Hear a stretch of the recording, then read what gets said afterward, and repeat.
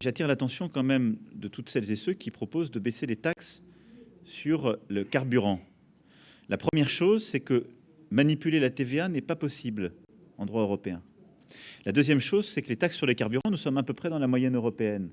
Mais ça coûte beaucoup, beaucoup plus cher.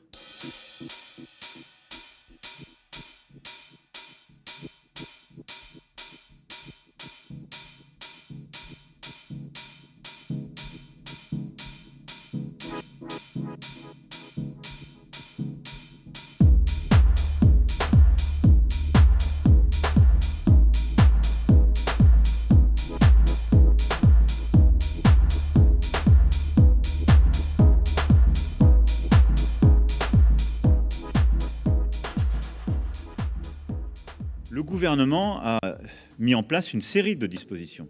Premier chèque énergie et hier, donc une indemnité exceptionnelle qui a été décidée et annoncée par le Premier ministre. J'attire l'attention quand même de toutes celles et ceux qui proposent de baisser les taxes sur le carburant. La première chose, c'est que manipuler la TVA n'est pas possible en droit européen. La deuxième chose, c'est que les taxes sur les carburants, nous sommes à peu près dans la moyenne européenne. Mais ça coûte beaucoup, beaucoup plus cher.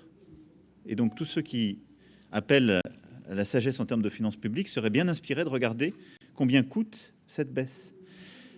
Troisième élément, elle est absolument non ciblée.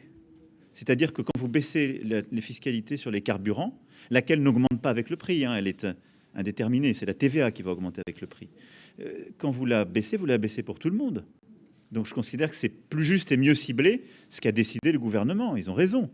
Si on veut accompagner sur le pouvoir d'achat des gens qui sont soumis à des augmentations sur différents segments, mieux vaut avoir un instrument plus ciblé qu'un instrument général.